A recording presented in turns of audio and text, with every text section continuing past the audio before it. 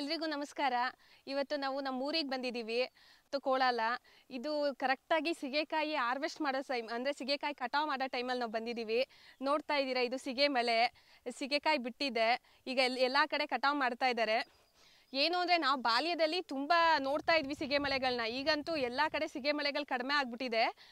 ಏನು ಮುಳ್ಳು ಅಂತ ಹೇಳ್ಬಿಟ್ಟು ಇಟ್ಕೋತಾನೆ ಇಲ್ಲ. ಈ JCPಗಳು ಬಂದಾದಮೇಲೆ ಏನು ಬದುಗಳು ಇಲ್ಲ, ಈ ಥರ ಪೊದೆಗಳು ಇಲ್ಲ, ಹಬ್ಬ ಅಂತಹ ಬಳ್ಳಿಗಳು ಕೂಡ ಇಲ್ಲ. ಇಲ್ಲಿ ನಾವು ನಮ್ಮ ತಾಯಿ ಉಳಿಸ್ಕೊಂಡಿದ್ದಾರೆ. ಅದು ಏನು 30 ವರ್ಷದಿಂದ ನಾವು ಕಾಪಾಡ್ಕೊಂಡು ಬಂದಿರೋ ಅಂತಹ ಸಿಗೆ ಮಳೆ. ನಾವು ಓದಿರೋದೆಲ್ಲ ಈ ಸಿಗೆಕಾಯಿ ಮಾರಿ ಬಂದಿರೋ ಅಂತಹ ದುಡ್ಡಲ್ಲಿ. ನನಗಂತೂ ತುಂಬ ಹೆಮ್ಮೆ ಇದೆ. ಮತ್ತು ಈ ಬೇಸರದ ಸಂಗತಿ ಏನು ಅಂದರೆ, ಈಗ ಇಡೀ ಹಳ್ಳಿಗಳೇ ಖಾಲಿ ಆಗ್ತಾ ಇದೆ. ಏನು ಇಲ್ಲಿ ಆದಾಯ ಇಲ್ಲ, ವರಮಾನ ಇಲ್ಲ ಅಂತ ಹೇಳ್ಬಿಟ್ಟು ಎಲ್ಲ ಪೇಟೆ ಸೇರ್ತಾ ಇದ್ದಾರೆ. ಒಂದು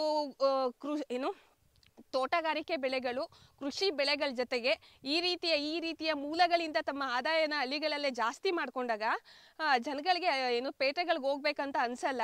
ಮತ್ತು ಈಗ ಸಮಸ್ಯೆ ಏನು ಅಂದರೆ ಕೂಲಿ ಕಾರ್ಮಿಕರ ಸಮಸ್ಯೆ. ನಮ್ಮದು ಸಿಗೆ ಮಳೆ ಇದ್ರೂ ಕೊಡುವರು ಯಾರೂ ಸಿಗ್ತಾ ಇಲ್ಲ, ಅದು ಒಂದು ಸಮಸ್ಯೆ. ನುರಿತ ಕೆಲಸಗಾರರೇ ಇಲ್ಲ ಈಗ. ಯಾರಿಗೂ ವ್ಯವಸಾಯ ಬೇಕಾಗಿಲ್ಲ. ಅದು ತುಂಬ ವಿಷಾದನೀಯ ಸಂಗತಿ ಆಗ್ಬಿಟ್ಟಿದೆ. ಎಷ್ಟೋ ಜನಕ್ಕೆ ಸಿಗೆಕಾಯಿ ಏನಕ್ಕೆ ಬಳಸ್ತಾರೆ ಅನ್ನೋದೇ ಗೊತ್ತಿಲ್ಲ. ಸಿಗೆಕಾಯಿ ಬಳಸೋವಂಥದ್ದು ಕೂದಲು ತೊಳಿದಿಕ್ಕೆ. ಈಗೆಲ್ಲ ನಾವು ಬಾಲ್ಯದಲ್ಲೆಲ್ಲ ಇದೇ ಆಗ್ತಾ ಇದ್ದಿದ್ದು. ಈಗೆಲ್ಲ ಶಾಂಪುಗಳು ಬಂದಿರೋದ್ರಿಂದ ಸಿಗೆಕಾಯಿ ಮಹತ್ವನೇ ಹೋಗ್ಬಿಟ್ಟಿದೆ. ಇದು ಪ್ಯೂರ್ ನ್ಯಾಚುರಲ್ಲು, ಗಿಡದಲ್ಲಿ ಬರೋ ಅಂತಹ ಇದು ಚೆನ್ನಾಗಿ ನೊರೆ ಬರುತ್ತೆ.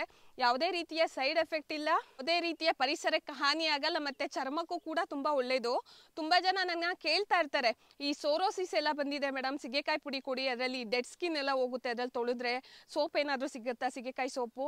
ಮತ್ತು ನಾವು ಒಂದು 3-4 ವರ್ಷದಿಂದ ನಾವೇ ಸಿಗೆಕಾಯಿನ ಈ ಟೈಮಲ್ಲಿ ಬಂದು ಕಟಾವು ಮಾಡಿ ಪುಡಿ ಮಾಡಿಸಿ ನಾವು ಕೊಡ್ತಾ ಇರೋವಂಥದ್ದು. ಈಗ ಹಸಿ ಸಿಗೆಕಾಯಿ ಇದೆ, ಈ ಸಿಗೆಕಾಯಿನೂ ಕೂಡ ಬೇಯಿಸ್ಬಿಟ್ಟು ನಾವು ಡೈರೆಕ್ಟಾಗಿ ಹಾಗೆ ಹಾಕೋಬೋದು. ಒಣಗಾದ್ಮೇಲೆ ನಾವು ಪುಡಿ ಮಾಡಿಸಿ ಕೂದಲಿಗೆ ಹಾಕೋವಂಥದ್ದು ಶಾಂಪು ಬದಲು.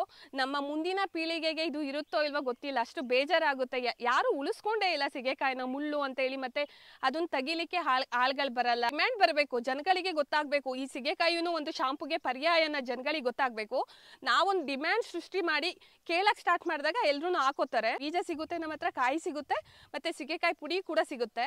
ಈ ಕೆಳಗಡೆ ಈ ವಿಡಿಯೋ ಕೆಳಗಡೆ ನಾವು ನಂಬರ್ ಹಾಕ್ತೀವಿ, ದಯವಿಟ್ಟು ಕಾಂಟ್ಯಾಕ್ಟ್ ಮಾಡಿ ಬಳಸಿ. ಎಲ್ಲರೂ ಈ ರೀತಿಯ ಮೂಲಗಳನ್ನ ನಾವು ಉಳಿಸ್ಬೇಕು, ಮತ್ತು ಆದಷ್ಟು ಜನಗಳನ್ನ ಇಲ್ಲೇ ಹಳ್ಳಿಗಳಲ್ಲೇ ಉಳಿಸ್ಕೊಳ್ಳೋಕೆ ನಾವು ಮಾಡಬೇಕು.